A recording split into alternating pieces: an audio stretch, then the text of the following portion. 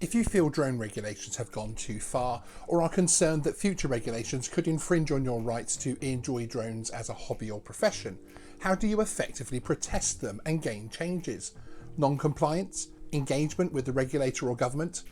On a recent Geeksvana live stream, we chatted with Austin Choi-Fitzpatrick, author of The Good Drone, about this subject. What follows are the highlights from that discussion.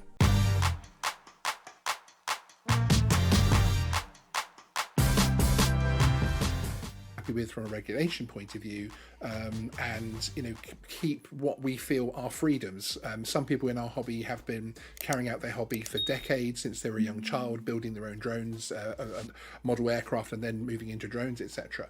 And there's very much a growing part of our community who feel that non-compliance is a feasible way of protesting regulations that the drone community as a whole don't like, whatever that specific policy may be.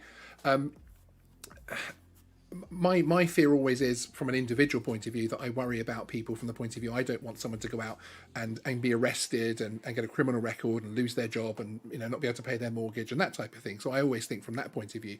What are your thoughts from the point of view of non-compliance from a wider society point of view as a form of protest?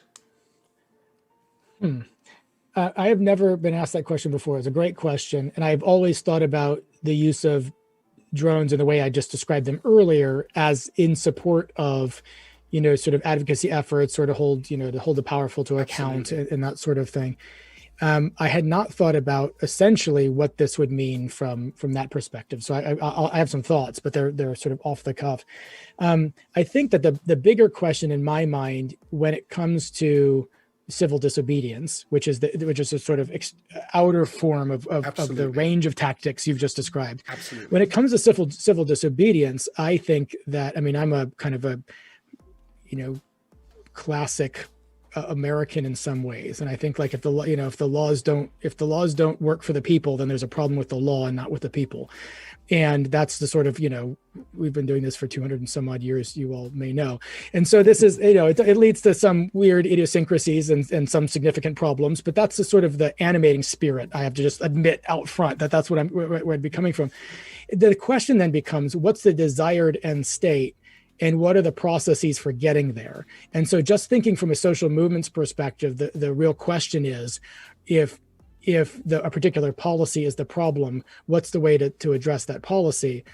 And some forms of non-compliance are not really politically any better than just the equivalent of acting out, and create risks, reputational risks for the community, yes, but also actual economic or even legal risks for the individual who's doing that action.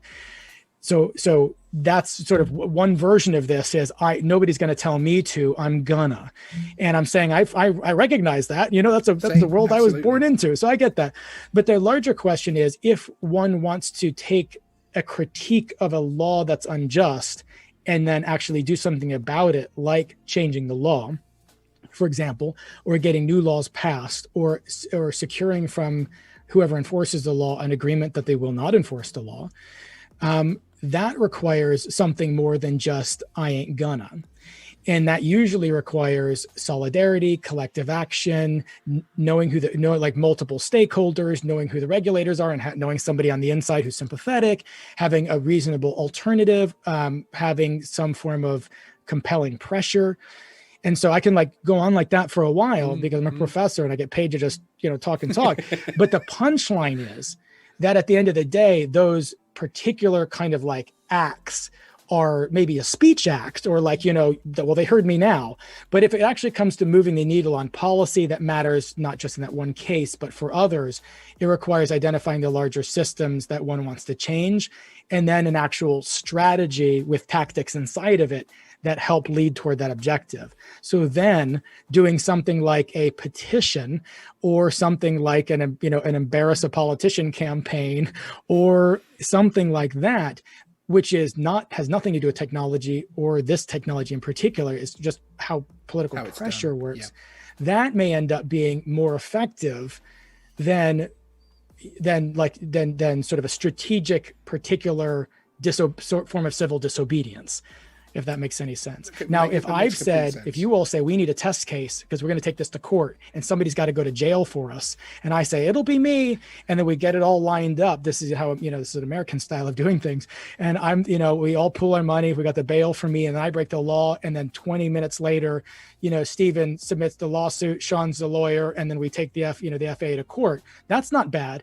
But then me saying, you can't tell me, is not me acting out.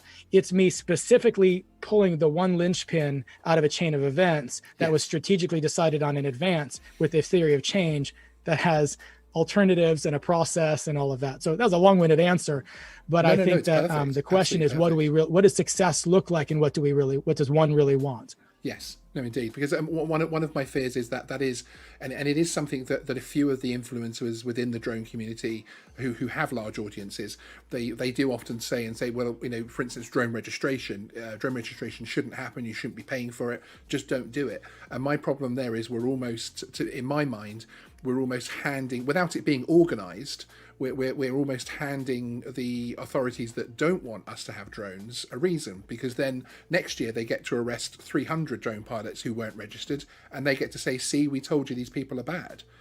Rather than it being, oh, there's all these people, and because unfortunately those individual statements will never be read out in the press that, oh, I was doing it because I don't agree with drone registration, and of course it's easy for a criminal to say, I burgled that house because I don't agree with other people owning things that I don't have.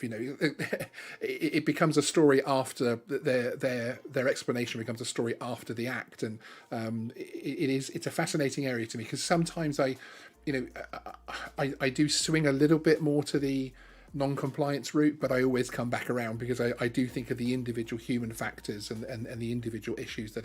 I agree. And I think that this is the challenge then becomes, if we say we, who we're talking about. So I'm looking at the chat. Treetop Flyer says, hint, privileged white guys don't organize.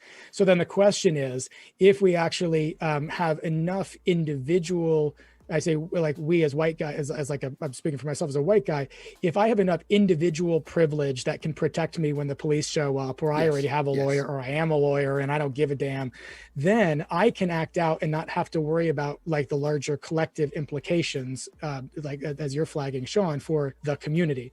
So I think this point, I'm just echoing, I think, or riffing off of this point by Treetop Flyer. The question in my mind is, to what extent is there a sense of community that feels like they, we, it is in it together, and that sort of risks and rewards are things that would be distributed within the community such that it makes sense for people to work together. And the implication here from Treetop Flyer is that people who have fewer resources are oftentimes the ones for whom solidarity and pooling resources is the primary way to exercise political power, because it might be the only way to exercise political power. In the US, we have this chant, the people united will never be defeated. Well, it's because they don't have big money for big lawyers. So you've got what do you have? Well, we've got we the people, Exactly. And I think that's a lesson from social movement and sort of organizing, or labor organizing, or whatever, but it applies to any kind of political mobilization, which is, how do the resources that you have at hand help you? And if some of the resources that one has at hand, which is essentially, middle-class folks who don't worry about going it alone, then that creates, Sean, as you're pointing out, risks for everybody, possibly without a sense of concern from whoever's doing it. I'm just riffing.